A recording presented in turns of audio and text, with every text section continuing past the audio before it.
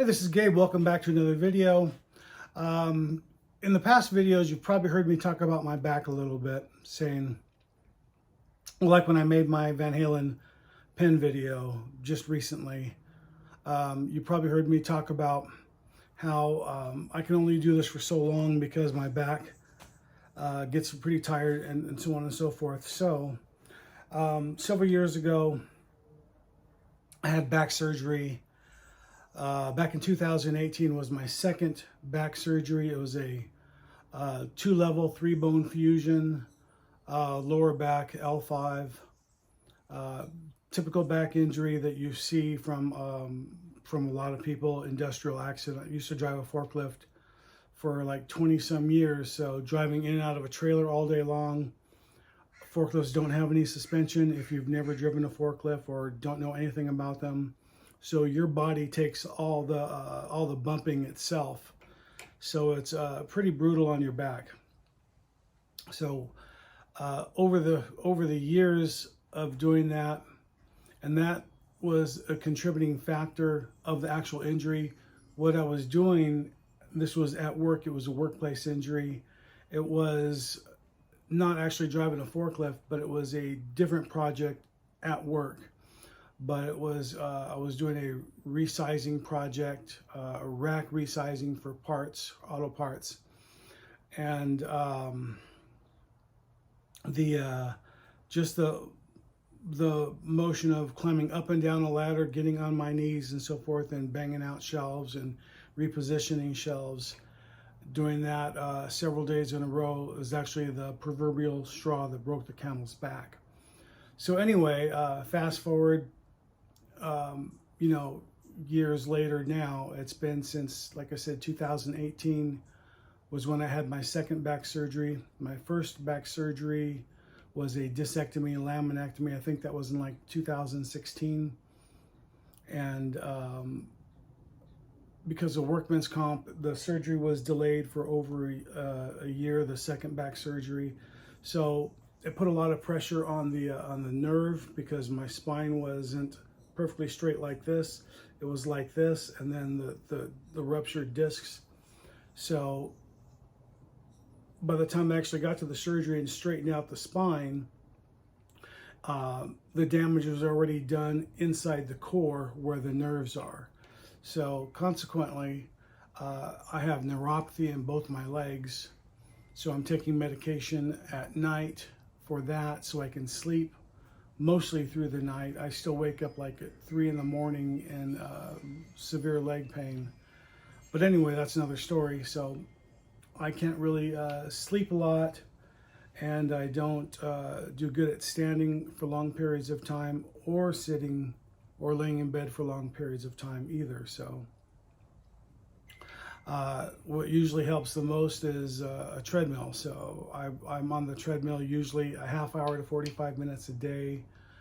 And I've had a treadmill for years. I've been using it ever since physical therapy. The physical therapist suggested I use a treadmill. So I've never actually used it as a clothes hanger, which is surprising because most people usually use them for clothes hangers, So anyway, that's another story.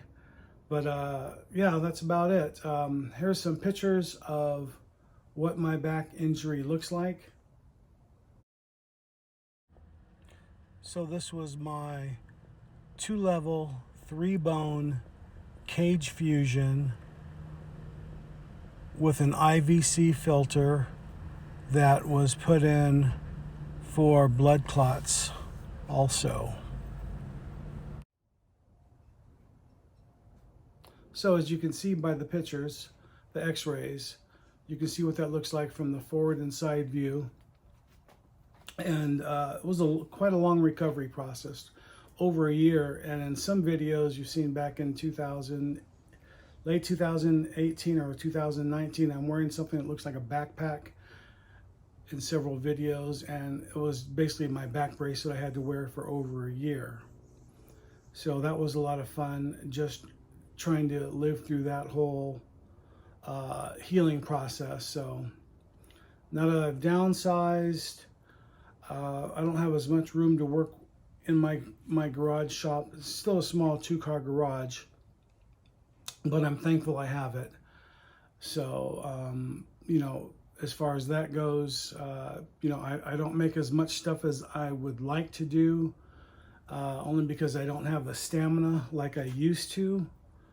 And, but, you know, I still have a bunch of ideas going on, as far as what kind of pens I'd like to create in the future. So they're just not as, I just don't have as much time to work out in the shop that I'd like to. So anyway, I just wanted to kind of give you guys an update of what was going on.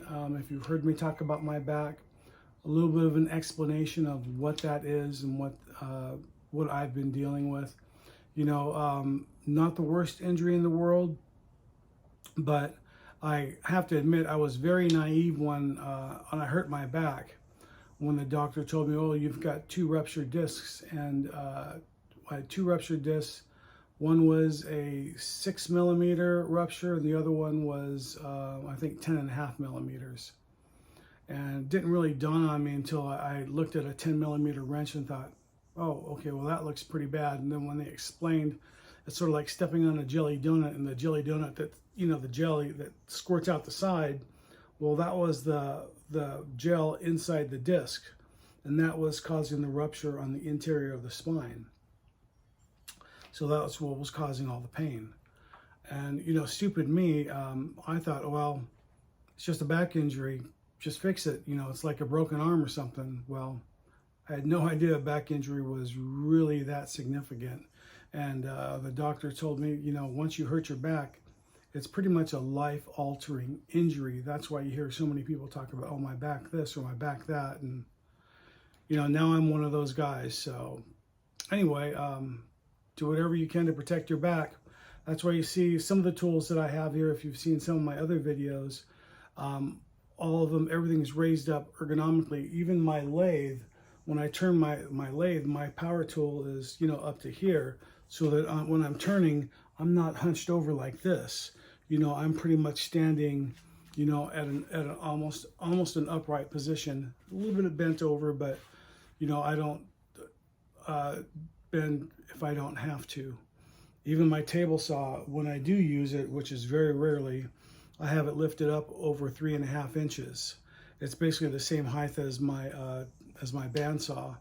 So there's, you know, I can try to eliminate as much bending as possible. I try to really keep ergonomics the main focus in everything I do now. So if it's something that you're faced with, you know, try and keep in mind ergonomics is the key. You know, they don't make power tools for short people, yet they're all the same height. It's sort of like your guest bathroom countertop, you know, is like 30 inches or 33 inches, whatever it is.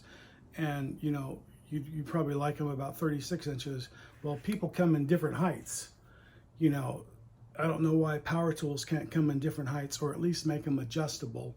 I think I only saw one table saw years ago.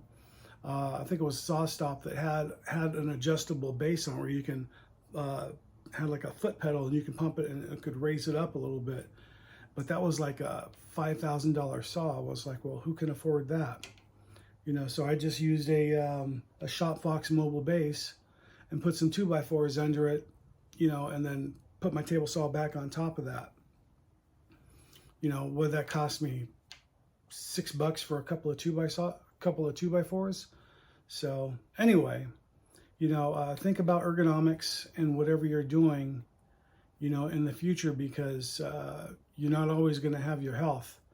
You know, you may be young now, or even if you're not young, you know, things can change on a dime. And, you know, just be aware that if you do hurt your back, you know, there's really isn't